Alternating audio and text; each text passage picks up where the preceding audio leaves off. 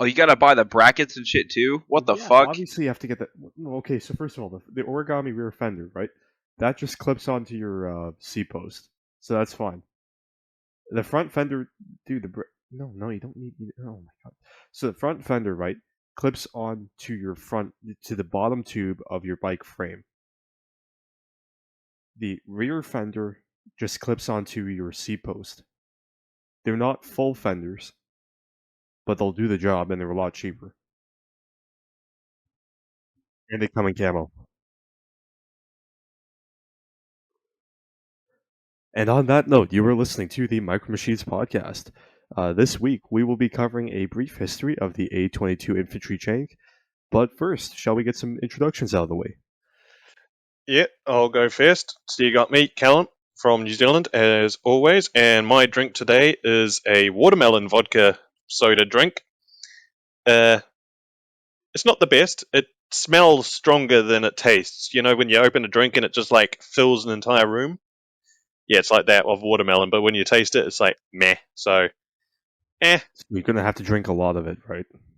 I bought a 10 pack and I've still got about 7 to go. Yeah, I gotta just grit and Commit. bear it. I mean, they're Just 6%. commit.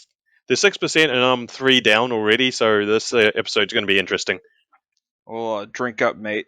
I remember I had one vodka soda one time. This was last summer. I drank about half of it, and the rest of the afternoon I was just laying on the couch. I wasn't asleep. I was just kind of paralyzed there.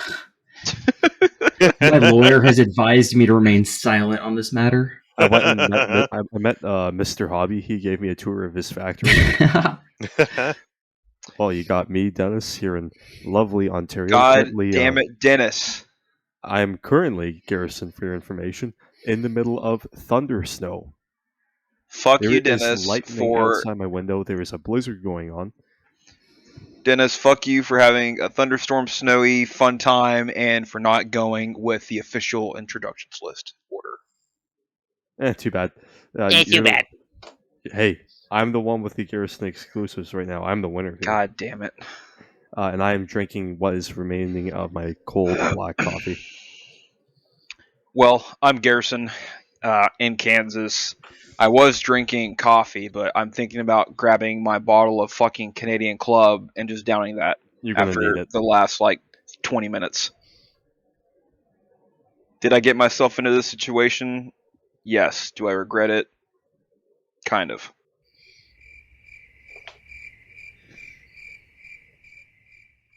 Speak, boy. Ezra. Oh, Intern. sorry. Oh. Oh, my bad. I'm Ezra. I am in New Mexico, and I am drinking water. Ezra, when was the last episode that you were on with us? Like last week. Not last week. Oh yeah, the week before that. So 2 weeks ago. It was me valiantly trying to defend Das work. That's That right. didn't work. Callum, what are we talking about this week? Okay, so we are talking about the A-22 infantry tank, or as basically everyone knows it as the Churchill. Why the Churchill? Well, that's because it's a very cool tank and somewhat underrated. You're on the wrong slide. Oh. A lot of people don't know about this tank, actually. Yeah. There's a lot of things that people don't know. There's a lot of misconceptions about British armour, and the Churchill is one of them.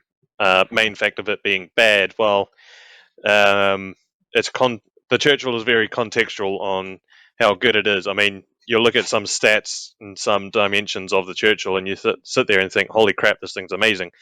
And I think out of every tank chassis, it has the most versatile chassis in existence. The amount of variations and stuff like that came from the Churchill chassis surpassed the Sherman.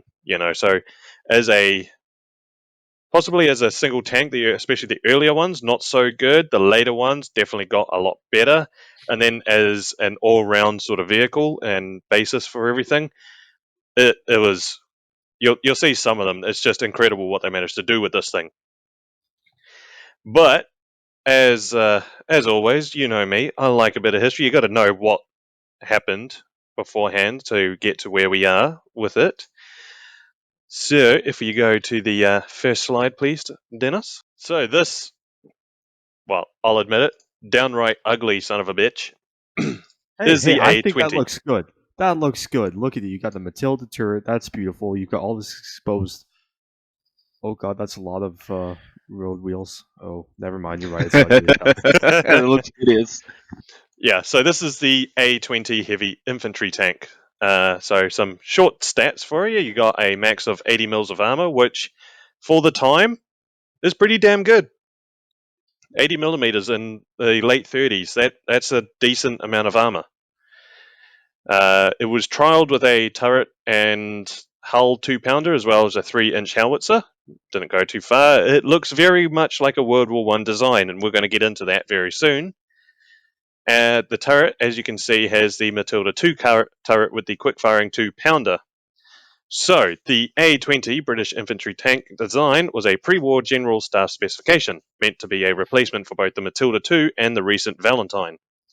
Just like the former, it incorporated typical trench warfare features. It was envisioned as slow, aka infantry pace, heavily protected with an armament only suitable to deal with fortifications. So you're looking at low velocity, high caliber, high explosive.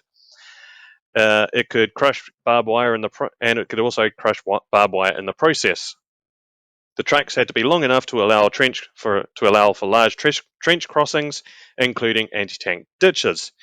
The first design had a strong World War I flavour, as you can see, with two quick-firing 2-pounder ordnance guns placed in side sponsons, as you can see in the arrow. If, Dennis, you could get the laser pointed up. Let me fire up our laser designator. Boom. Please. So, you see the arrow that I've put there with the was trialed with the turret? Yes. See that right little here. sponson there? Aw, that's cute. Yes, so that's where they're going to put two 20-pounders, also 40 millimeters. That explains so much about the design of this tank. I never realized that that's what they were going to do. Yeah, that was the original idea of what they were going to do. So you had two quick-firing 2-pounder ordnance guns placed inside sponsons, a reminder of the lozenge design of the Great War. But this obsolete design soon incorporated a 60mm steel-protected turret, like the one on the Matilda 2. So it's not quite the Matilda 2, but it's similar enough. The initial engine was the 300 horsepower flat 12 Meadows already used by the Covenanter cruiser tank. Blech, completely fucked that bit up. The A20 final design was approved and a contract order was signed for 2 prototypes to be assembled by Belfast shipbuilders Harland and Wolff, original makers of the famous Titanic, would you believe? So the people who made the Titanic also made the A20. That's pretty cool. Yeah. These 2 prototypes were delivered in May 1940. Various weapon combinations were tried, ending in a 3-inch or 76.2mm howitzer. However, the A20 proved sluggish. Its 43-ton, overwhelming the engine. One prototype was shipped to Vauxhall Motors in Luton to try to enhance its performance with a revised, lighter design and more powerful engine. They devised a strange arrangement called the Twin Six, which was in fact a flat 12 Bedford. This was the blueprint for the A22. So you can see Churchill in it. You can see the original design they're going for. They just refined it a bit more. But honestly, if there was a model of this, I would buy it in a heartbeat because it's just such a weird-looking design. This whole tank is Yeah, the right most up your Callum alley. thing I've ever seen. It's what, Dennis? It's the most Callum thing I've ever seen. Oh yeah, all those lovely rivets and everything. Oh, I'd love to have it. Ah! Yeah. So, with more testing, more variations, went from the A20 to the A22, also known as the Infantry Tank Mark IV A22 Churchill Mark I, as you can see here. Similar designs, but different. Similar, but different. During the Battle of France, the initial design, based on trench warfare, was proved to be obsolete, and a new one was envisioned by Dr. H.E. Merritt of Woolwich Arsenal Tank Design Director. This model was then shipped to the Vauxhall factory at the end of June 1940. An initial order was given for 2 prototypes delivered by Vauxhall in December 1940. but more refinements, trials, and modifications were needed before production could start, and their first Mark I rolled out of the factory in June 1941. The A-22 tank, Infantry Mark IV, the Mark III was the Valentine, might look like it was named after the iconic leader of the time, Winston Churchill, but according to Churchill himself, the name honoured the memory of his 17th century, was it 17th? Yeah, XVII 17th century ancestor Sir John Churchill, 1st Duke of Marlborough. It could also have commemorated the instrumental leadership of Sir Winston Churchill, then First Lord of the Admiralty and head of the Landship Committee, the initiator of British tank development during the Great War. First series were with 303 built in 1941. The tracks were entirely unprotected. This series was characterized by an early rounded turret with a 2-pounder quick-firing standard gun coupled with a 3-inch or 76.2mm hull howitzer. Plagued by teething problems, they were relegated to training and reconverted to special Genie versions later on, as we'll go through later.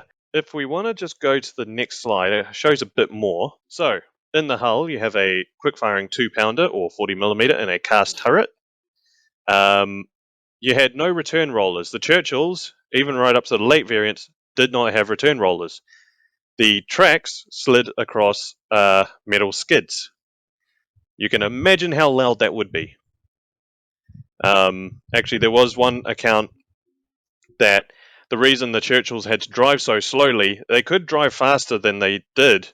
It's just the sound made by these tracks across the skids deafened the crew to a point of they couldn't function. This was the 20th century Ajax, basically. Another thing you'll see is they have the 3-inch howitzer in the hull that fired HE and smoke only. However, the armor thicknesses of the Mark I, it went from 16mm to 102mm thick in the front. The front plate of this was the same thickness as a Tiger I. The Churchill is actually more heavily armored than people give it credit for. Take that, Wereaboo's. Yeah. So the Mark I's were first used in the Dieppe raid, which we'll go on about later on. But yeah, it's it's an interesting design considering Britain's tank doctrine at the time, which we'll go through in a second. But you can see very early war design this. So before you guys read the rest, quick question. What is the difference between a Mark I and a Mark II Churchill? And don't read it first. Ezra, you would know this. What's the difference between the Mark I and the Mark II?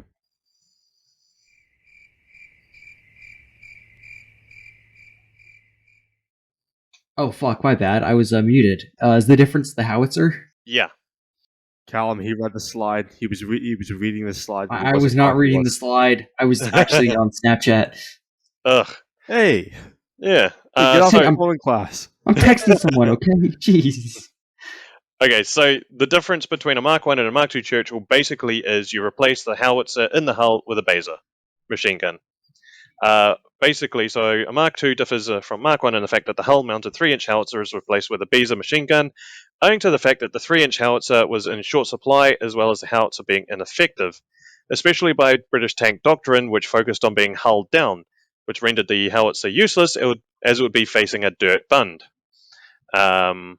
A close support Mark II with the howitzer and 2-pounder swap positions were proposed, but that never went anywhere. So basically, British tank doctrine at the time was to go hull down, hence why their turrets are super thick. They have great gun depression. They were meant to hide behind something and shoot. The howitzer was incredibly difficult to aim when they could use it, but most of the time they couldn't use it because it wasn't sitting over a depression or a bund or a hill or anything like that. It just was ineffective and useless, really. Hence why they got rid of it. Question for you, Callum.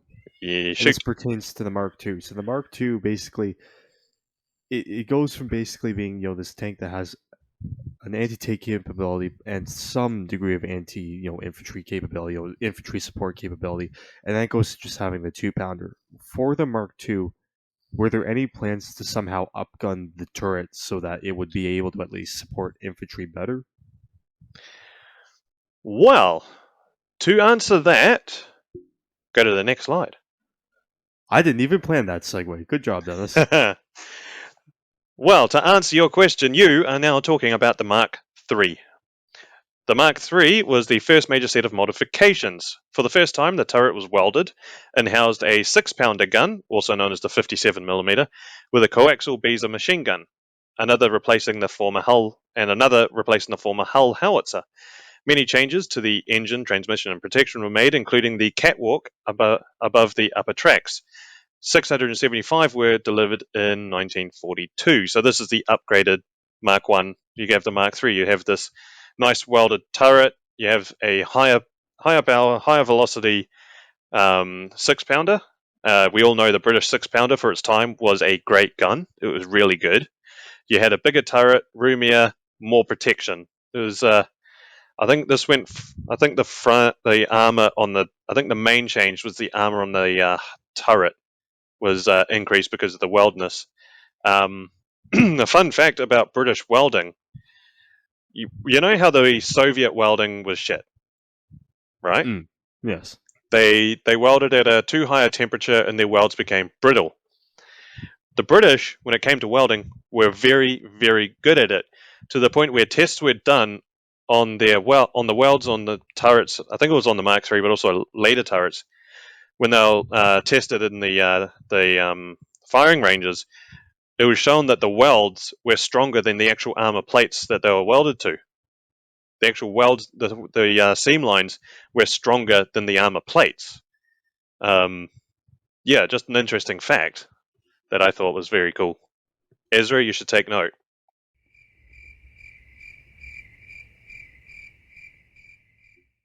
Is he on his phone again? Right then. So now we have the Mark IV Churchill. Yes, so after the Mark III, we go on to the Mark IV, which was, again, another upgrade. So this was the biggest production of all the series, with 1,622 tanks. It was given the cheaper and less labor-intensive cast turret, as you can see. You can see the difference in the turrets. The early production models had a counterweight to balance their 6-pounder gun, and many were retrofitted with the new long-barrel 6-pounder Mark V gun. So this was the most numerous version of the Churchill to turn up. Not the best, but they made the most, mainly because, as you'll notice, the main difference between all these variants so far is just the turret and gun. But, that was the only thing lacking at the time, so you just keep upgrading it, and you get something out of it. This looks strangely like a Mark II, which they just shoehorned a 6-pounder into. Yeah, well, yeah. Hey, if it works. Yep. Now, if you go to the next slide, you'll come across something interesting. Yes. So, I love it. Garrison, you'll probably be interested in this. This is the Churchill NA-75, which is a modified Mark IV. Around 200 Churchill Mark IVs were upgraded prior to Operation Whitehot, with 75mm guns and mantlets of discarded or destroyed Shermans in March and June of 1944. The conversion was realised on 48 Mark IVs in North Africa, hence the NA for North Africa 75, by Captain Percy Morrell, later rewarded for this innovation. The front turret section had to be cut off and the gun introduced, then mantlet slot and whole package was welded over. However, it was a left-handed loading system. The usual British system called for a right-handed loading system, so the gun had to be turned upside down and all the controls adapted. The turret also had to be counterbalanced as the gun was heavier. So this is basically a Churchill with the gun and mantlet from a Sherman. This was at the time, I think especially at the time, and this time in North Africa is when the Shermans were turning up en masse, and the British didn't have supplies to repair and replace damaged guns, so they started using Shermans, because at the same time, same as the Sexton versus the Priest, the Sexton used the British 25-pounder. The Americans brought over all their Priests with the 105mm howitzers, so it made more sense to use the American stuff because there were more of them. This is the same case. You use the American gun, you can use the American rounds in it. I think it also makes it look pretty cool with the Sherman mantlet and gun. I don't know why. I like the look of it. It just looks like it's meant to be. Yeah. And I mean, it's a pretty smart idea, to be honest. I mean, the Sherman 75 was pretty good for the time, and to make it compatible so you could just share ammo between armored units, it's not a bad idea. So, after the Mark IV, we have the Mark V. The Mark V is purely a Mark IV for close support. This is the best Churchill. It's perfect. It was modified with a 95mm or 3.74 inch howitzer, and it could carry 47 rounds. 241 were built in 1943. So this 95mm could carry smoke, high explosive, and heat rounds. So this could fire a 95mm heat round. About to fuck some German armor up, Ezra. We got him. Record that. Write that down. Right. Hey, we got his ass, boys. I mean, as long as it's Panzer IVs, I'm fine. Or Stug 3s. Oh, no. The Stug 3 is the pinnacle of Anyways, moving on. Moving on. tank destroying. Moving on. Talking about good tanks. Here. Anyway, so Yeah, it's a why is the gun Flammenwaffe. built like that? Shut up. So we Glover. have a Churchill Mark VI. I think the Mark VI is actually kind of rare. Only 200 were built, so this is a minor upgrade of the Mark IV with the brand new 6-pounder Mark V. 200 were built, but production was quickly swapped for the new Mark VIIs. The Churchill Mark VIIs, the factory lines were then busy upgrading 3s and 4 versions to the new standard. So basically, this was an upgrade of a 4, but it got superseded pretty quickly. I mean, the best that it could do, all it did was upgrade the gun even more. It still had a cast turret, but this is actually one of the rarer versions. I think there's one left, and that's at Bovington. Yeah. What were you circling there, Dennis? Oh, don't worry about it. Anyways, moving on. This is a weird episode. And this is why you watch the podcast. You don't just listen to it. You watch to see what the laser pointer is doing. Yeah. So, we come to my personal favourite Mark. This is the Churchill Mark VII, also known as the A22F. So, a major modification, which was also called the Heavy Churchill, was 2 ton heavier, better protected than ever with, get this, actually, we'll ask Garrison, how thick was the front plate on this? How many millimeters or inches? Okay, the Mark VII had a total of 152 millimeters of frontal armor. Good lord, Jeez. That's Yeah, 15 centimeters. that's huge. That is a lot. The Churchill was one hell of a heavily armored beast. More heavily armored than people give credit for it. This thing's got a tiger and a half worth of frontal plate. Is that how we're going to start measuring frontal plate? Like, this is just in terms of how many tigers it is. Yes. It's I don't know. 1.5 tigers. Usually people tell me 15 centimeters is pretty small, but in this case... I don't know, that's pretty massive. I mean, really, hear me up. Why would you need more than 15 centimeters of armor? I mean, really. Yeah. I mean, you can actually see the thickness. You see, the Churchill didn't have the same sort of hatches as, say, a Sherman, where you open up the top and stick your head out. This had like a faceplate that opened out sideways, but you can see just how thick the armor is on that. So here's a question, Callum, about the turret, and you may or may not know it. I don't know if it came up in the research. Yeah. So, with the Mark 7's turret, are they just basically taking like the earlier Mark 6 turret, which is more rounded, right? And are they just literally just casting more metal onto it, or is this a completely new design? This is a new design. So this is a casting. This is cast but welded. This is technically this is a welded turret. Did they weld the top plate onto cast? Yes. Yeah. All right. Fair enough. Yeah. So technically it is welded, but the frontal plate, or like the front face of the turret, had a lot of armor on it. This version was reclassified as Ordnance A42 in 1945. Production was around 1400, built until late 1944. So this is like the definitive Churchill. This is, the heavy one, the best one, the one I love the most. It's got a quick firing 75mm, So it's a pretty decent gun. Probably could have been better. We'll talk about that a bit later. But overall, I think it's also the best looking Churchill. It's a great looking tank. If I'm not mistaken, that was the one. Yes, and that's the one I made. And honestly, if you want a very good kit, the Churchill Mark 7 Tamiya kit is amazing. Best tooled kit I've made. So good. So, now, just a quick look. You have the Churchill Mark 8. Literally, it's just a Mark 7, but with the 95mm howitzer and 47 rounds. So it's just a close fire support of the Mark 7. I do like the picture I managed to find in the black and white, though. Because, yeah, Is that from Panzer? no idea. But Fair only enough. 200 of these It are made.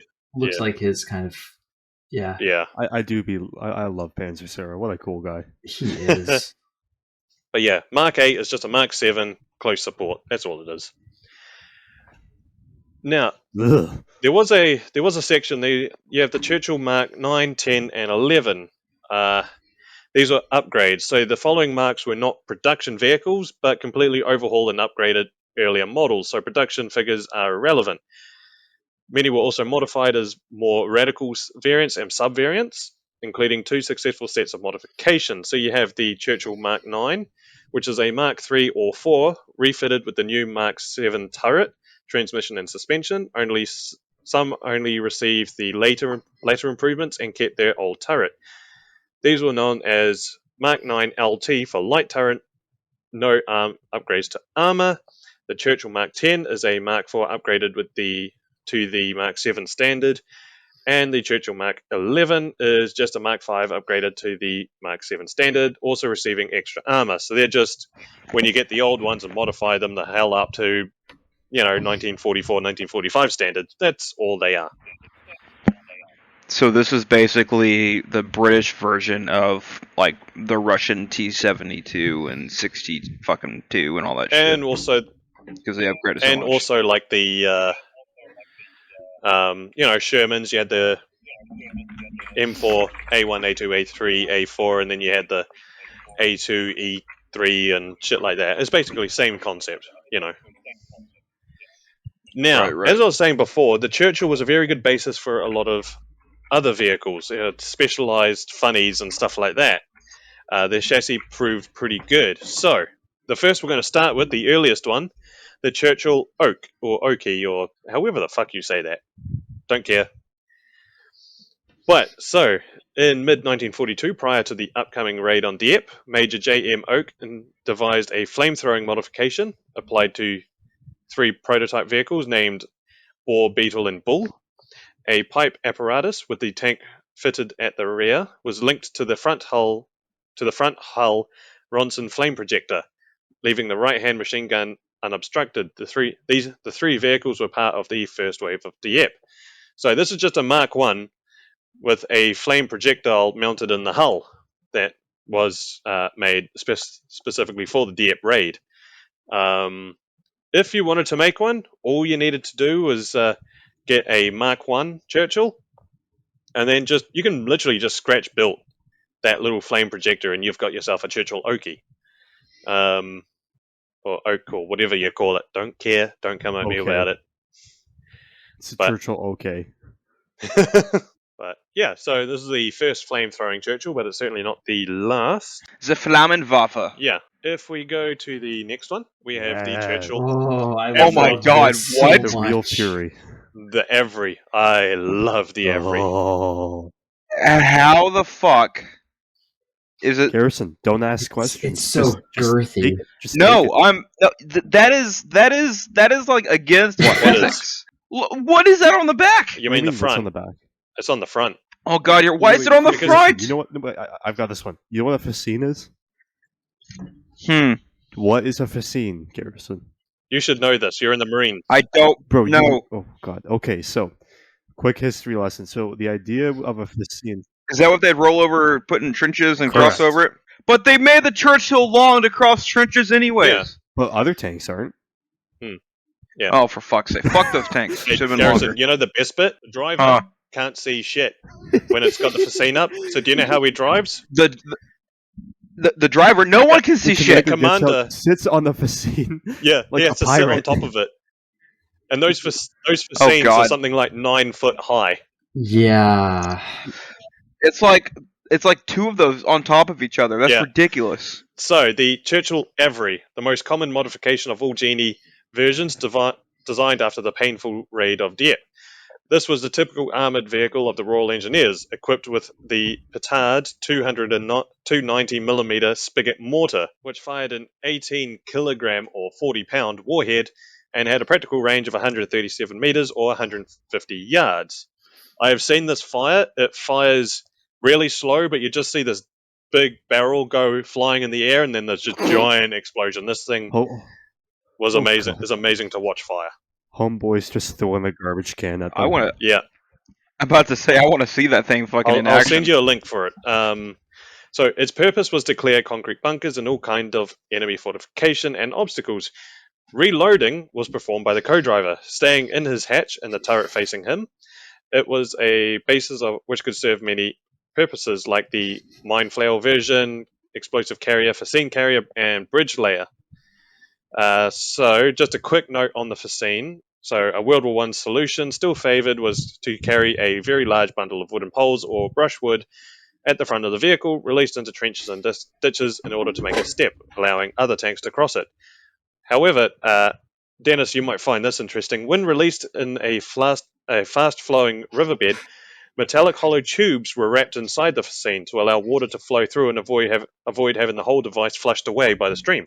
I've seen actually quite a few of those. So when you're making a model of it, yeah, that's a neat thing. If you know the plastic tube. Yep. That was it who like makes it? Green Scene or something? Does? What's it? I should know this. I work at a store that sells it. Come on, Dennis. Use that big Green noggin Stuff of yours. World.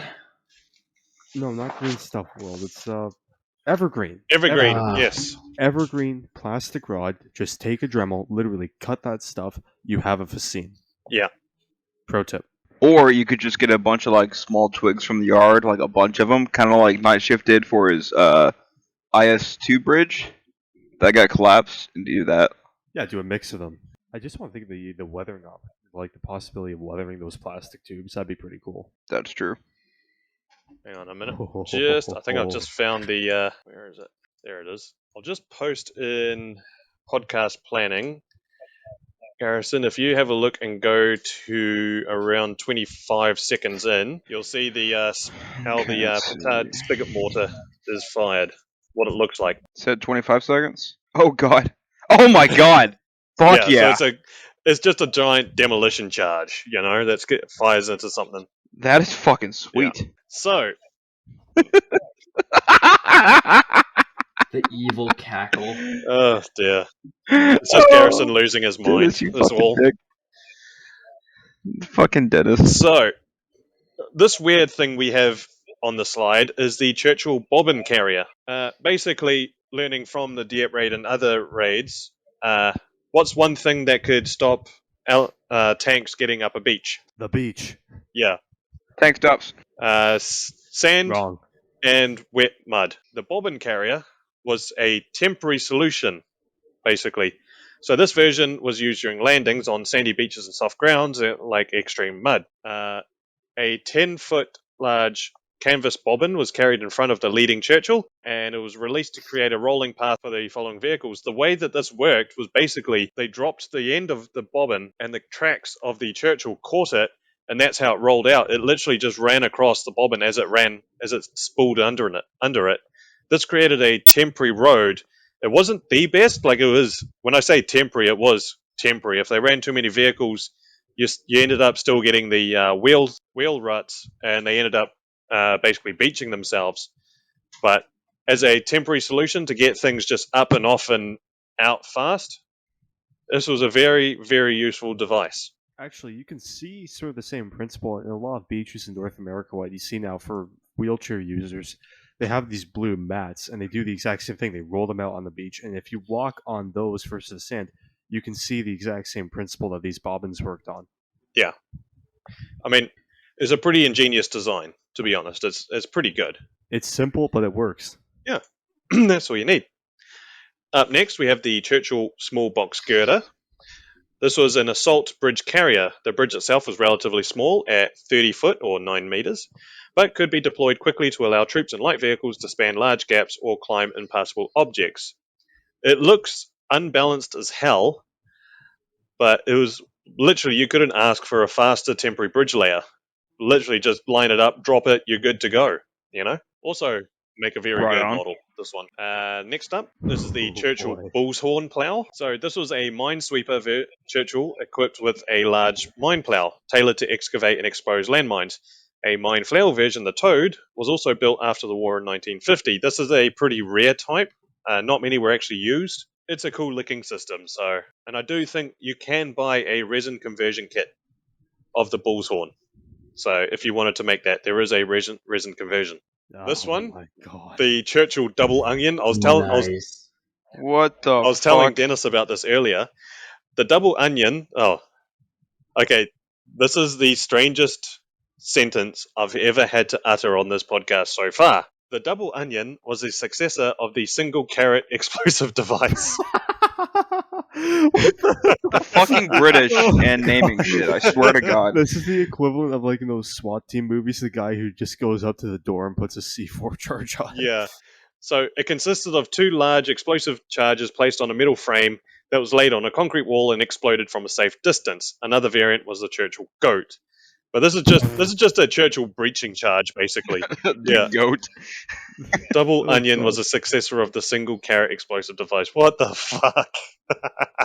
It's the most British sentence I've ever heard. Oh my god, I love it. Oi, lads, what should we name it? The fucking Double Onion, eh? God. Fucking Christian, you got a lot to Yeah. answer for, bud. Yeah. Well, he's Australian, so, you know. Is he really? Yeah. What? No, thought the he was dude's Bahraini. British. No way. Where's that? Bahrain. Homeboy grew up in Bahrain. Anyways, before I dox Christian too much Yeah. more. You like that? What have we said Are you about s- sanding? I was hoping you wouldn't do Harrison, this. I'll mute Harrison, myself. Are you threatening to hijack the podcast with sanding? Again. Oh god. I will leak the Garrison exclusives. No, I'm sorry. I'm Sorry, sorry. that's I my repent fault, for that's my my fault. sins. I repent for my sins. Okay. So, up next we have the Churchill ARV, or Armoured Recovery Vehicle. This was a salvage conversion based on a turretless Mark I. The front jib had a 7.5 ton capacity and had a counterweight in the rear. The rear jib had a 15 ton traction, whilst the winch could pull 25 tons. Damn, that's not bad. The small tailored turret had a dummy gun, a single Baser machine gun served for close quarters defense, and there was enough room inside to carry the damaged tank's crew. This looks kind of neat. This is That's a cool pretty version. good. Yeah. How much could it pull? The winch could pull 25 ton. Oh, that's enough for like 2 of your moms. Or one of yours. You're not wrong. Oh. Like I can't hate on you because you're not wrong. Oh, okay. We go to the next. This is one of the more interesting versions. This is the Churchill ARC, ARK, for Armoured Ramp Carrier. I don't know how carrier has an K in it, but okay, whatever. The fucking This British. turretless vehicle carried a folding bridge. When unfolded, it spanned 65 foot, or 20 meters. The submarks 1 and 2 had trackways either on the tracks or directly on the vehicle itself. In 1942, 10 Churchill Great Easterns were delivered. These were conceived by officer, engineer, inventor Cecil Vanderpeer Clark. The folded bridge spanned 60 foot and was deployed in seconds using rockets. It never saw action. So this ARC, as you can see, it's pretty simple, but Garrison. Sorry. I will actually walk down to Wichita and get you. Okay, I'm sorry. But so the ARC, as you can see, it's just literally just a rolling bridge. It helped with climbing seawalls, and funnily enough, the suspension on the Churchill was good enough. As you can see on the second photo on the right, it's got a Churchill on top of a Churchill. The lower Churchill could drive with the Churchill on top of it. The suspension is pretty damn good on a Churchill. So, how much wood could a Churchill chuck if a Churchill could chuck Churchill would. One of your mums. Oh! There is a bit of debate over why they called it the Ark. Some say, some people claim it's after the HMS Ark Royal, being being an aircraft carrier, also known as flat tops, which is what the Churchill Ark looks like. Some say some say it is armored ramp carrier. Some say it's not. There hasn't been decided. Don't know what it is. Yeah, so this is the Crocodile, the most famous version of the Churchill. Around 800 of these were built. It was the main Allied flamethrower tank in Europe, generally a Mark 7 with a flamethrower replacing the Hull Baser machine gun. The fuel tank was carried by a trailer, and it had a range of 150 yards, firing in 1 second bursts. Now, the mere sight of one of these turning up to the Germans usually meant that half the time they didn't even use the flamethrower, because the Germans, not being of sound mind, did not want to be cooked alive. A lot of the times they surrendered just by seeing one of these roll up, because of course this is a Mark 7 with the 152 millimeters of frontal armor, a quick firing 75 on top, and a flamethrower. You couldn't get any better than that. They saw the flame coming out, they just surrendered immediately. However, the crews of the Crocodiles were also cognizant of the fact that they were also hated so much. Most of the time, if they got overrun and captured, the Germans just executed them on sight because of their hatred of the Crocodile. Damn. So I kind of don't blame it's a them, kind of honestly. give and take. It's a high risk, high reward sort of deal here.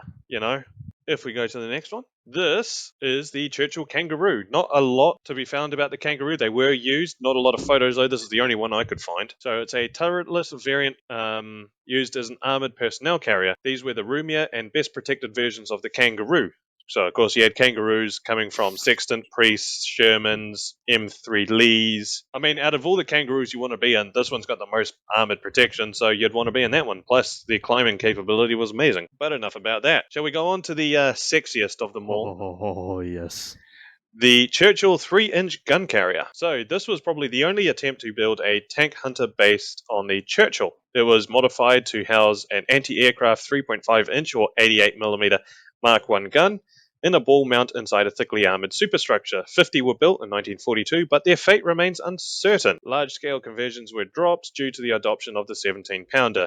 There is only one left, and it is in Bovington, and it is in a shocking state of rust. I want to see this thing in a model. There are models of it. Bronco or someone else. I think Dragon maybe makes one of these. Yeah. That actually wouldn't surprise me. Dragon doing it. It's like the inbred cousin. Yeah. So, if we go to the last main variant, Oh god. the A-43 infantry tank known as Black Prince. Dennis? Gentlemen, Pencil barrel. we have the Tamiya Churchill hull, and now we have the Comet. Oh, hell yeah. I say the time has come. They got to make a Black Prince. Although the hull on a Black Prince is vastly different to a Churchill hull, even though it's the same base. Damn it. My notes on it: in 1943, the Churchill was the most heavily armoured tank in British service, and it was seen as an adequate response to the German Tiger and Panther, if rearmed with a more potent weapon, the 17-pounder. It was designed on the basis of the Mark 7 at Vauxhall Motors, and adopted in 1944 the turret developed for the Comet. But with 10 tons more in the same original engine, its performances were mediocre at best. By early 1945, only 6 prototypes had been built, and at the same time, scores of Sherman Fireflies were already available and battle-proven. The last versions of the Cromwell and Cavalier were in service, as well as the Challenger and the brand-new Comet. There was already a perfect match for the original 1943 specification of a universal tank, and the development then, the promising and heavily protected Centurion. Consequently, the Black Prince project was seen as redundant and abandoned after only 6 prototypes. One of the main differences between the Black Prince and a Churchill, Dennis, you can't take the hull of a Churchill. It's not wide enough. You can see, if you look at, say, the front hull of the Mark 7, if you go back to that slide real quick, that one. So you see just how close the driver's hatch is to the side? That is considerably narrower. And then if you look at the Black Prince. Yeah, no, you're right. It has a been considerably larger hull. Yes, because it's got to accommodate the larger turret, the larger gun. I mean, the Black Prince could have been a good tank if they'd actually changed the motor into something that was decent. The British had this thing of putting underpowered motors inside tanks, and I don't know why. They could have easily simplified it, rectified it, whatever, but they didn't. The Black Prince is possibly the biggest underdevelopment, underrated whatever in the world. It could have been something really good if they didn't only put a decent bloody engine in it. I mean, it's a great looking tank. It's got the 17-pounder, which was the same as the Challenger, the Comet, everything like that. You know, it's got the turret of a Comet. This could have been a very good tank during the Korean War. Only 6 were made. There's only 1 left, and that's at Bovington, and I got the pleasure of seeing it up close. I got to touch it. It was nice. Yeah, the Black Prince. If I could go back in time, I'd shake the person who designed it going, put a better bloody engine in it, you know? Not that I'm salty about it or anything, but, you know. This is more fearsome to me than the Tiger. I would love to have a model of the Black Prince. I don't even know if there's a company that makes a model of the Black Prince. I mean, hell, you could do some resin configuration, No, some kit bashing. No, because you have to widen the hull, and also you can see the side profile of the hull is quite different to the Churchill. Like it slopes instead of going straight across.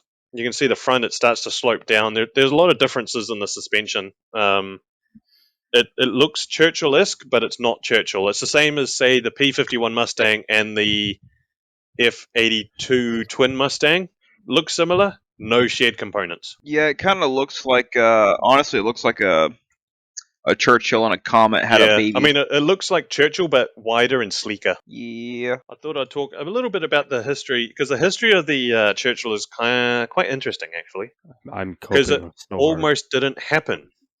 Churchill almost never existed. To start with, their disastrous Dieppe raid, which, would probably make Dennis cry every time he hears about it. So, the first time Mark 1s were used was during the unsuccessful raid on the port of Dieppe. The Churchills arrived late, with only 29 landing on the beach, 2 of which sank, and 12 became bogged down in the soft sand. Hence, we got the bobbin. Only 15 tanks made it to the seawall, where they encountered tank traps and had to retreat back to the beach to provide supporting fire for the retreating infantry. The effect of the raid nearly had the entire Churchill tank concept abandoned. None of the Mark 1s came back from the raid, and after all remaining Mark 1s were relegated to training units or reconverted into specialized units. So this raid almost killed off Churchill entirely. Yeah, Damn. like that's how bad it was. But at the same time, they didn't really know how to use Churchills, what they were going to be used for, or anything like that. Plus, I mean, it's a pretty bad way to try and judge it on something like a raid that was purely to test the defenses. Those poor Canadians, though. Jesus. This is any Canadian with any knowledge of history. This is burned into our memory. Yeah, I mean, I'm pretty sure the British still haven't said sorry about that. No, this is kind of like. I'm going to say this is kind of like Canada's Pearl Harbor, but that's not really fair to say because it wasn't really a surprise. Yeah. I mean, this is more like it was a raid to test the defenses, so they pretty much knew they were going on a one-way trip. I mean, if it's unsuccessful, you're not coming back on that, something like that, Yeah. What was that island where the Japanese got onto in Alaska, and then the Aleutians. Americans and Aleutians. Canadians? Yeah. And we had a firefight. Sorry, You boys. had a firefight, and you guys shot at each other. There were no Sorry. Japanese on the island at the time that they invaded. Well, they were there. They're just on the other side leaving. No, there was a point at the time where there was no Japanese at all. They went there. Wait, why am I laughing? We're the ones who lost that battle. Yeah. Yeah, you got fucked by our 50s. I will say Yeah. though, that the picture on the left with the Mark 1 disembarking the TLC, I would love to do a diorama on that. That would be very cool. That is so cool. And I will say, Dragon makes the Churchill kits. But they're only in 72nd.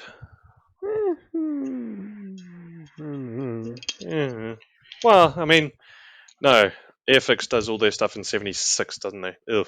Okay. Anyway, if we go on, North Africa. The most pressing problem, even more apparent when the Mark 1 and 2 arrived in North Africa, was the unreliability of its Meadows engine. Plus, it had been conceived for a mild climate and suffered heavily from the blistering sun of Liberia. Who would have thought, designing a tank in a climate like England and then sending it to North Africa, they would have overheating problems? It's almost like they've done this before. Well, it's almost like no one thought about that bit, Ventilation was all-time poor and access limited, preventing efficient monitoring and maintenance. Despite being fitted with a 75mm howitzer, aiming the tank proved more difficult than expected, and by early 1942 the Germans introduced up-armoured versions of their main battle tank, the Panzer III, fitted with a 50mm gun. The two-pounder, which at the time of early war was very good, but now you're getting into 42, 43, it is not so good, shared with nearly all other British tanks of the time, were found lacking. Their presence was not felt before the Second Battle of El Alamein, when the first upgun and upgraded Mark IIIs were first committed into action. The King's Force, comprising of 6 Mark IIIs, decisively supported the 7th Motor Brigade, destroying many German anti-tank gun positions. None were damaged, and one was found with no less than 80 non-penetration impacts. That's how armoured the Churchill was. 80 non-penetrating impacts. And you're probably looking at anything from 37 to 50 mil to short barrel 75s shooting at that. The English version of the KV-1. Pretty much. So this success made the War Office send more, creating 3 armoured regiments and a full brigade that arrived in February 1943. All older versions were withdrawn and shipped back to Great Britain for an overhaul. So, if we go on to after North Africa, we have Italy. With its reputation firmly re-established, the Churchill was massively involved in the whole Italian campaign. The main reason was terrain, favouring infantry, which in turn needed a sturdy support tank able to deal with the difficult terrain, and the Churchill was the first in line for this task. The specialised versions of the armoured engineers were vital to the entire 8th Army and many other Allied forces operating in Italy. The experience gained here also paved way for better versions, which were massively engaged in Normandy. Most of the modified NA-75s saw action there. Their range and efficiency were better than those of a standard Sherman due to the fact that the Churchill was a sturdier and more stable platform. Take that, Americans. So, real quick, which Churchill was used in Italy? Italy were 3s, 4s, and NA-75s. Damn it! So we couldn't use a 7, huh? That's just a Normandy in late war. Late war, yes. Okay, what about Market Garden? Not. It was like 12 days after. Yeah, I'm not sure if they used Churchill's Market Garden, or used them extensively. I don't know if 30 Corps had many Churchills. No, they were mainly Shermans and Fireflies, weren't they? Yeah. Okay. Yeah. Damn it. I think I got these out of order a bit, but who cares? So Tunisia, when the Churchill began to arrive en masse in North Africa, the Second Battle of El Alamein had been won, and German forces were on the run west in Tunisia. At the same time, the US and British forces landed in French Algeria and Morocco as part of Operation Torch, creating a giant pincer movement for the retreating Afrika Corps and what remained of the Italian divisions. Meanwhile, Marshal Kesselring, was sent in Tunisia with massive reinforcements, including the German brand new beast, the Tiger. The Churchill 3 and 4s, equipped with the 6-pounder guns, were no match for it, but proved in many actions their tremendous protection and superior crossing abilities. Tunisia has a mountainous terrain, and over it, the Churchill motricity was second to none. It could climb up slopes that were deemed impassable for a tank, and was able to provide infantry support where it was needed, often in areas unexpected to the enemy. On one occasion, a Churchill scored a lucky hit on the turret ring of a Tiger tank, jamming the turret. The crew hastily deserted it, leaving the Tiger as a prize. Guess which Tiger that was? 131. Yes. Woo woo! I didn't know it was knocked out by a Churchill. Yep. No way. Mark III sent a 57mm round into the turret ring, jammed it. They couldn't use it, so they deserted it. So the Tiger 131 was invaluable to British intelligence and now stands at Bovington Museum in their Tiger room. It's actually, it was pretty cool. So one advantage of Churchill's that they found is they could climb up steep mountains that no one else could do at all.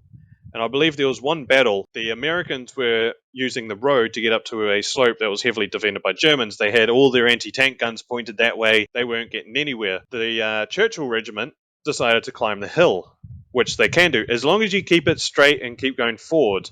One downside to this movement was if you had any sort of sideways movement, the Churchill would start doing what's called crabbing. It would start sliding and moving to the side. I think in the raid there was about 3 that crabbed too much and then started rolling and rolled all the way back down to the ground, which, no one survived. It's kind of a horrendous prospect to be, washing machined inside your own tank. However, they managed to climb up the slope and get to the top to see a whole bunch of surprised Germans going, what the fuck are they doing right there? None of their anti-tank guns were turned that way because they never expected a tank to actually be able to climb this mountain. So that was one thing that the Churchills were very good. They just climbed up anywhere they wanted to go. They were like that. Their design, yes, World War One in design originally, but when it came to those World War One aspects of climbing trenches, all of that, the Churchill was just bloody good at it. So you can't discount it. Churchill is a good tank. Oh, absolutely. If we go to the next slide, Western Europe. I love those. I think those are Mark 6 and 7s there, all with their tracks covering his armor. That looks so cool. So, I needed a drink there. Although the Allies massively employed Shermans, the Churchill was always a welcome sight. Many specialised versions took part in the landings on the Normandy beaches, with mine flail and bull's horn plough versions, bobbin version, even salvaged models. The Churchill, with its large tracks and many small bogies, proved invaluable in this sandy terrain. Their heavy mortars of most of the Avries dealt with any fortifications of the Atlantic Wall, which had been missed by the planes. The excellent motricity of the Churchill was proven once more during Operation Bluecoat, while capturing a key position, Hill 309. They saw heavy fighting in the Low Countries. On the Rhine border, equally fortified, the Churchill again proved highly efficient, especially with the arrival of the Mark 7, impervious to most German AT guns, or when combining a heavy mortar and flamethrower versions, the Crocodile became infamously known for its macabre efficiency. Also, much so that in some cases, the simple view of one of these rolling towards a blockhouse triggered a prompt surrender. The Crocodile's crews knew too well that, in case of capture, they would expect no mercy from the enemy. They got shot. Churchills of all versions were massively engaged during Operation Veritable, which was the invasion of the Reichsland. If we go to the next slide, please. A whole bunch of Churchills were sent to Russia as part of the Russian Lend-Lease program. So the Churchill was also delivered to the USSR via Lend-Lease. A total of 301 Mark 3 and 4s were shipped to Murmansk. 43 were lost en route. Their most memorable action occurred in Kursk, when the 5th Guards Tank Brigade successfully counterattacked at Prokhorovka. The Russians appreciated the good mobility and large tracks of the vehicle and excellent protection comparable to the KV-1. So the Churchill is just, the British KV-1. It's a great tank. The next slide will be a bit of a surprise to people. What? Churchills were sent to the Pacific. You're kidding. No! No way. Which ones? Which ones? So, less well known, a few Churchills were also sent to the Australian forces operating in New Guinea at the end of the war. By mid-1944, it was tested alongside the Sherman, with the Matilda II already in service, as a reference. The Australians eventually chose the Churchill, which was found very efficient for jungle warfare. However, only 46 of the 510 ordered ever reached the Anzacs, as the order was cancelled at the end of the war. So, you can put a Churchill in a Pacific theatre for a brief time. Unfortunately, I couldn't find any photos of one of the 46, so that's a bit sad, but oh well. There is some post-war. If you go to the next slide, please, and the last slide.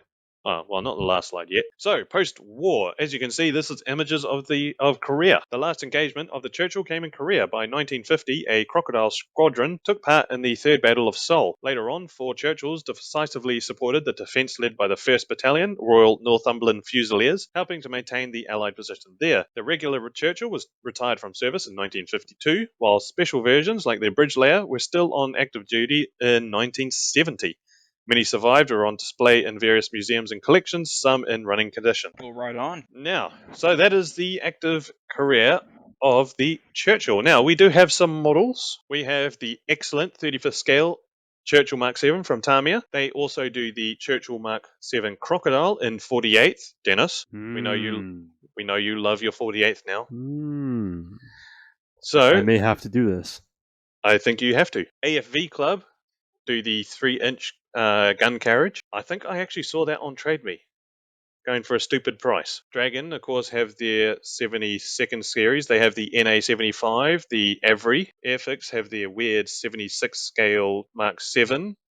Dragon also do the Mark 3 with a wading unit. And AFE Club have the bridge layer. These are just some of them. There are a whole ton, but I don't want to get too far into the weeds on it. But that is the Churchill tank. Hope you guys found this one good. If you're not asleep right now or have your mind turned. Callum. That was really good. Yeah, so that is the Churchill. Please build as many Churchills as you can. They are a totally underappreciated and underrated tank, when actually they were, the British Tiger. That is Yeah, pretty cool. that's. I've got the Tamiya one like bare bones built up Is with that the hatches open. the Mark 7? Yeah, the Mark 7, the 35th scale one. Yeah. I've got that one built up in primed black. I just haven't gotten around to actually Did you- doing it. That might be Did you do cast texturing on the turret? I did not, but it's only primed, so I'm gonna go back and do that. You should. I that's what I did with mine. You definitely should. Yeah. Oh, It I definitely will. I just built it. What was it? Over a year ago. I built it over a year ago, Oh, yeah. and just sprayed it black. So Okay, question. Fenders on or off? fuck. I think they're on. Yeah, I did mine on. I was kind of like, do I do on, off? They both look cool. I went with on just because I wanted something extra to paint, but I kind of sit there, Right. sometimes going, I should have gone off. I don't know. I'll go back to mine. I don't know, like you. I don't know if I'm gonna leave them on or off. I want to get some reference pictures from late war Mark 7s and do like a springtime. You know, the Brits are talking to the local Germans and whatnot. So yeah. they got some civilian kits. Yeah, it's definitely a very good kit. I gotta say, it was very nice to put together. I know I enjoyed it. Oh, it was a sweet. I mean, hell, it took me like like an hour. Yeah. To get put together what I Yeah, did. yeah. There was like hardly anything to it, but there's good enough detail. And I'll say this: one of the few times where rubber band tracks aren't bad, just because of the way that the tracks go together, you don't even notice that they're rubber band because there's That's true. full tension on them. There's no sag or anything, and most of it's hidden by the catwalk. So it's one of the few times I didn't mind rubber band. That is true. What scheme are you gonna paint yours? I went with the classic British black and dark green stripe. I'll be honest, man. I'm not sure. Originally, because I was doing some research, and it wasn't during Market Garden, but after Market Garden, they had used some kind of Churchill. So I was gonna do, a Market Garden plus 12 build, but I'm gonna just do a late war since it's a 7. But I don't know. We'll see what kind of camo schemes they've got. Yeah, because I wouldn't mind getting like a Mark III because they had this in North Africa. They had these great tiger stripe camos that will sand and light blue color. They look really cool. Oh yes, Yeah. kind of like the Tiger Dunkelgelb field blue. Yeah. That's its own kind of sexy. I'd love to see that. Yeah, definitely. Okay, shall we have an intermission? I think we shall. Yes. Flip her over. And we shall do some hobby Send it. news. And we are kicking it off. So, you guys are aware of how TACOM a few years ago, was it now? They did the Krupp Yag Tiger. Yes. Yeah. Won the 35th scale, and that was part of their Blitz line. And the whole idea of Blitz, for those of you who aren't aware, is basically they take the model, and while trying not to compromise the detail, they try to simplify the process of making it as much as possible. So the Krupp production Yag Tiger model that they made, it had Lincoln length tracks. A lot of parts were simplified on it. Well, now they're giving the same treatment to the Porsche production Yag Tiger. I mean, basically, as Callum was showing me, the main difference between the Krupp and the Porsche production is in the suspension. It's in the running gear. So whereas the Krupp had the big steel wheels that we all associate with vehicles like the Tiger, the Porsche production tank has these smaller steel wheels, as you can see here. If I grab the laser pointer, this kit, it comes with photo etch, molded on Zimmer, and a metal barrel, as well as workable suspension and tracks. So that's coming out from TACOM. I'm going to say probably it's going to be sometime in the spring, I'd imagine. One day I'm going to have a Yag Tiger. I Oh, love look. the Yag Tiger. Ooh, what's this? So mini Does it art, come with a gun? It does. yes. So mini art has this captured German artillery T-60, with T-60 being a Russian light tank, towing a Pak-40. That is fucking dope. This looks pretty cool, I'm not going to lie. Ooh, Operation Barbarossa. Yes. Oh, yeah. Ooh. So we got a Kiwi Spit from a Kiwi company. This is Qatari, releasing their That's mid. Spitfire Mark 1A mid production, and the decals for this are for a New Zealand squadron. It's a New Zealand Spitfire. You can see just under the cockpit there is a Kiwi emblem on the underneath it. So yeah, this is in 32nd scale.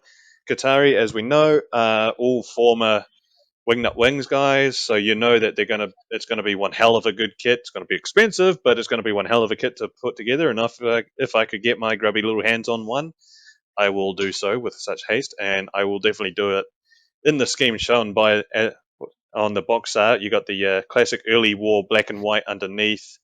The roundels on the wings are weird. I've never seen them ride out at the tips like that before. Never seen that before, but yeah. There's a first for everything. Yeah, but Qatari Spitfire. This is their big release. Can't wait to see what their next release is. Knowing them, it's going to be good. Oh yeah. Oof, yes. So TACOM carrying on with the theme of updating previous kits. They are now releasing their MQ-8B Fire Scout, which is a U.S. Navy unmanned aerial vehicle with now a blade folding kit and some missiles. And the cool thing with this kit is that it's in 1 to 35, and you get 2 helicopters, I believe. Oh, so you can make kit. both of them? I believe so. Yes. Ooh. But is it like you can make 2 full kits, or is it like you can make either or? Well, the previous one that they made, I'm pretty sure was 2 full kits, if I'm not mistaken. Ooh, that just makes things quiver. That's pretty. That's actually a really sweet deal. Yeah. How much? Don't quote me on this. No, we're quoting your ass. Fair enough. Speaking of quoting my ass, TACOM is also coming out with their M103A1 and A2. These kits are going to feature metal barrels, workable tracks, the whole TACOM treatment, and they are going to be coming out sometime in the spring. Ooh, Can't wait. I love TACOM releases. They just do such good stuff. 7-part. They do a lot of stuff. Individual link tracks, guys. Yeah, I might have that to hit Jeff up for this. Yeah, you would have to hit up Jeff on that one. I ain't putting 7 parts per link. Yeah, no. Nah, you got me fucked up. And Amusing Hobby is coming out with this beautiful, beautiful machine. Sometime in the spring, they're going to be coming out with their KF-51 Panther in 1 to 35 scale. That's a new one, isn't it? This is the new one. It's going to feature workable tracks, leopard suspension, all that. It's going to have clear parts, photo etch, and pretty interestingly, it's also going to have the Hero 120 loitering munition as a separate little mini kit. Oh, no kidding. Yeah, so this is going to be pretty neat. I'm going to make one of these, but in Canadian colors, covered in stowage and camo, like trees and whatnot. Yeah. Hell yes. I cannot imagine trying to do that digital pattern. Well, that's why I'm going. That's why I'm doing Canadian ones as well. Look at that. Italeri is, I believe, this is a Rebox with new decals. They're coming out with their 1 to 72 scale AC-119K. This is the Stinger. Many people know about the Spooky. I was about to say Scoopy. Spooky and the Spectre is the AC-130. This is the one in between.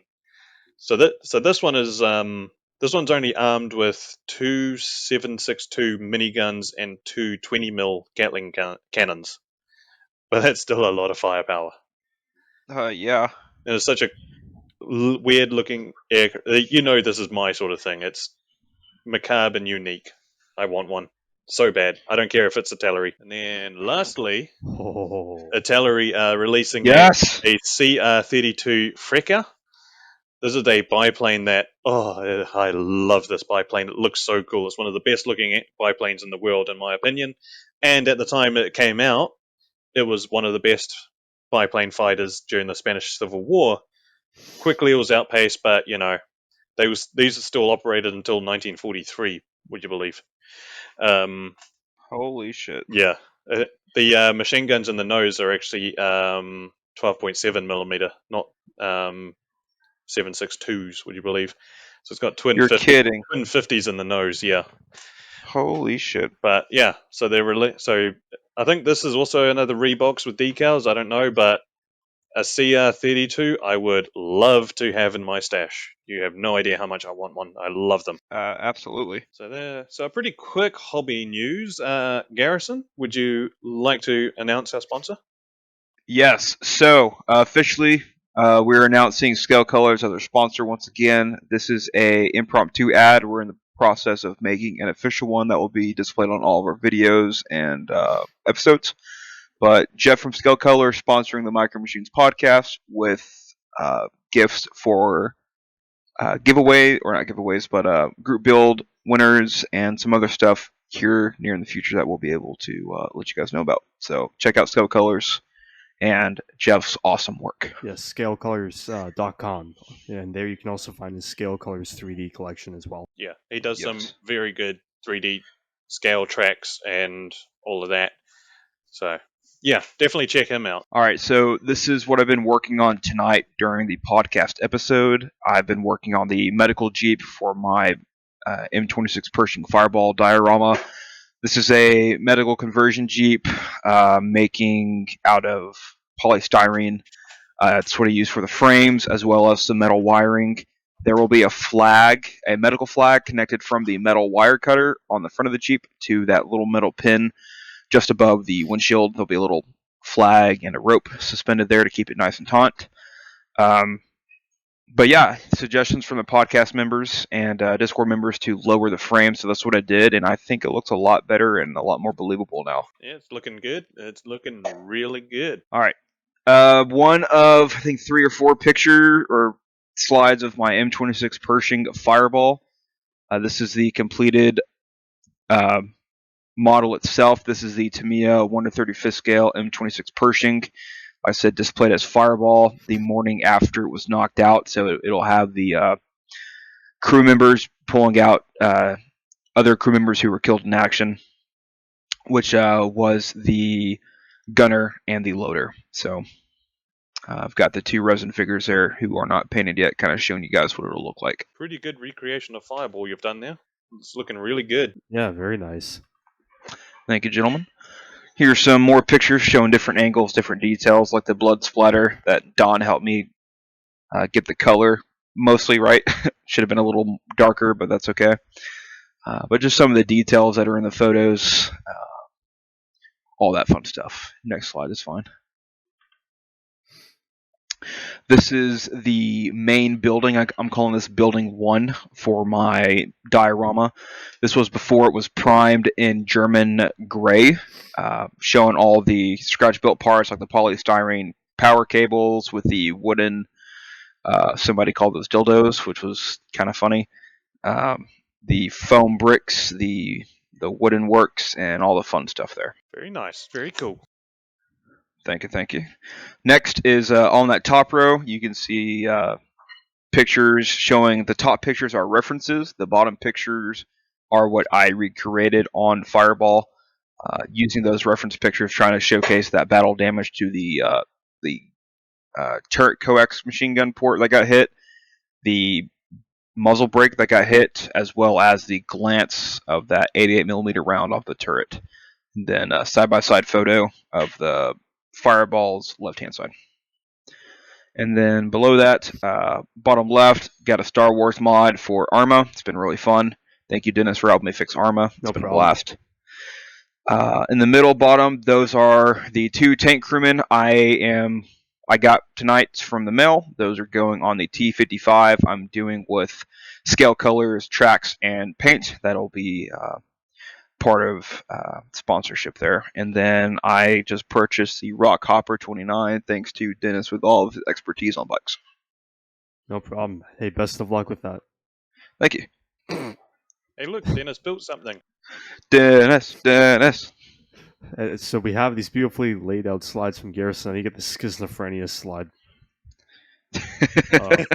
At the moment, I am currently in the decaling stage of my 1:72 scale Italeri X-47B, and the X-47B was an experimental stealth drone for the U.S. Navy that could take off and land from an aircraft carrier.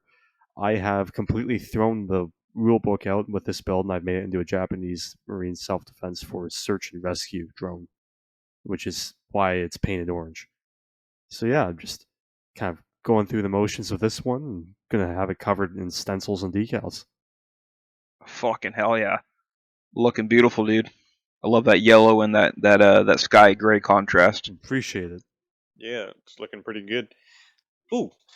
So this is my monogram 72nd scale Dornier Do-17Z, done in the, I think it's early Condor Legion. So this is early war, Battle of Britain style. Yeah, so this was interesting to build. Honestly, not too bad of a kit to put together. However, painting it was a pain in the ass, especially the glazing. All of that I've had to do by hand with a very thin brush. I didn't mask any of it. It was just all hand painted. I kind of no, I don't kind of. I feel bad for you, but you did a hell of a job on this thing, dude.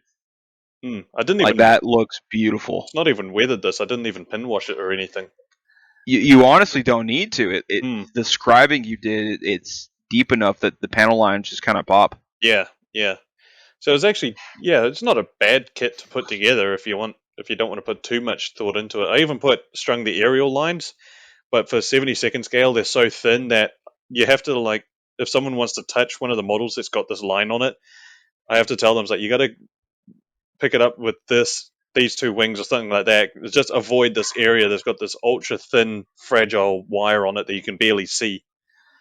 You can kind of see it in the close-up photo on the bottom right. You can kind of see it leading up from the mast at the top. That little mast, actually, I had to scratch build because the one on the sprue just disappeared. Don't know where it went, so that's just a bit of what is it? Green evergreen. Yeah. So that one's going to be turned into a YouTube video at some point when I'm not lazy and I do the final, photos, make it look good, all of that shit. So, but I'm just glad to have a Dornier. I love them. That's looking fantastic, Callum. Yeah. Absolutely. Where are you gonna put it? Currently, it is sitting between my Jag Panther and B-26 Marauder. No, Right on. it's actually next. No, it's next to the B-26 and the Fiesler Storch. Yeah. Hell yeah. And then this was something I did on a Monday night after work because I was a bit bored. I was listening to a podcast. So my Type 1 Honey self-propelled gun that I did for the artillery group build, I didn't get around to doing the figures. Well, I figured, I wanted to get a bit more practice with painting them, specifically base colors. Detailing is easy, base colors are difficult for me. So I grabbed the two figures that were just lying around for the self-propelled gun, and I just went through and just painted them to add into the tank, and it gives it a more dynamic feel to it, really. So, yeah, that's what I got up to. Bloody good week there, eh? Yeah, that's fantastic. Yeah. Well, I figured I'd chuck a few empty shells on it, have one ready to go, sort of. Yeah, because there's as you can see, one downside to the Honey with the way that they made it, there is no room in there for anything. Like, those two figures take up the majority. So I figured, chances are you'd have a couple rounds sitting outside where you can reach them, That's what I do, honestly, especially if you're just stationary, just waiting. Have it kind of like a ready rack where you can just slide it over. Yeah. So that's what I was going for, but yeah. Basically, yeah. Hell yeah, dude. That's work in progress. As usual, every week, Paul Gallagher, we're going to shout him out. If you want to join this list, you're more than welcome to. Just join our Patreon. We have uploaded a whole bunch of new content. There's about 6 new videos on there. All of outtakes, bloopers, the stuff we're not allowed to put on YouTube. There's going to be a lot from this episode. Yeah. But, so just think how bad we get during an episode. The stuff on Patreon is worse, by a long shot. I mean, yeah. It's pretty good, though. I honestly was pissing myself laughing as I was making the videos. So, yeah, it's a whole bunch of new stuff is on Patreon. Paul Gallagher's feeling a bit lonely there. Why don't you join him? For as little as, $3 a month. That's, not much. So give us some support, give him some company, get some exclusive content, make yourself feel nice, whatever you want to do. Come and support us on Patreon. You'll be a good legend. You'll be up on this list. You'll get a special thank you. And you'll also be helping support the podcast group builds that way we can purchase prizes for each group build. Yeah. Because right now it's coming out of our pockets for each kit we buy, which gets expensive fast. I mean, it's out of the good of our hearts. I mean, we want to run them. But Of course, yes, I'll Pa- buy them but anyways. however, Patreon will just help us out with it. I mean, you never know; you'll get even bigger and better prizes to strive for. So you never know. But yeah, just 100%. give us a bit of support. You know, we're coming up to actually our next episode will be our 1 year anniversary. Oh, no So kidding. that's going to be a pretty special episode. So we've got some plans in motion for that one. Last slide, Garrison. This is your little baby. Yes, sir, it is. All right, so this is our current main group build going on. It's the Cold War group build, started February 1st. This group build ends June 1st. You have to have your stuff in. Well, actually, if you want to know that information, go join our Discord, link down in the description below if you're on YouTube. I don't know if we throw that on Spotify. Yep. You can access it on All right. Spotify and everything. All right, so join the Discord on Spotify, YouTube, wherever you're listening to this. Join the Discord. There is a whole section dedicated to the current group build in progress. We've got rules, information, places to put your submission sprues if you're doing it for a contest, for recreational. Be sure to read all the rules. Make sure you understand anything. If you have any questions, let us know. Looking forward to seeing your builds. And what could they win if they enter in the competition? Well, not only, my friends, do you win if you win first place, right, you get the 1/35th scale TACOM, okay, TACOM T55, okay. Since it's Cold War, we want to kind of gear it towards that. But that'll also include, since we are sponsored, it'll include some tracks and paint color of your choice from Jeff at Scale Colors. And then let's see here. The second place is getting the Tamiya 1/35th scale U.S. Infantry Scout set that came out last year. And then third place is your choice of 50 resin printed spent rounds. So that could be anywhere from 100 millimeter, 25 millimeter, or 7.62, and 4 custom resin printed Canadian infantrymen in either 1/72, 1/48, or 1/35th scale. That sounds like one hell of a prize. Oh yeah. So if you want to enter into that, it's like I said, we have 2 different types of submissions. We have the competition submission and the recreational submission. So make sure you read those rules and ask any questions. Alrighty. Well, that was a good episode. Bloody hell, it was. Absolutely. You know, we got to listen to Garrison dying of laughter and then being blackmailed with his own photos. Bro, my gut, I'm not kidding you. My stomach was hurting for a good 5 to 10 minutes after that. That was fucking hilarious. That was funny. Me and Dennis are just sitting there going, what the fuck is he doing? That was freaking great. But yeah, so next time we record, 1 year anniversary. 1 year of Micro Machines. My God. 1 year Hell of yeah, fellas. 1 year of pain for everyone listening. Well then, I guess on that note, you have been watching and listening to the Micro Machines podcast. Thank you so much for sticking with us, and we will return to you for our 1 year anniversary. Alrighty, bye everyone. See you later. See ya.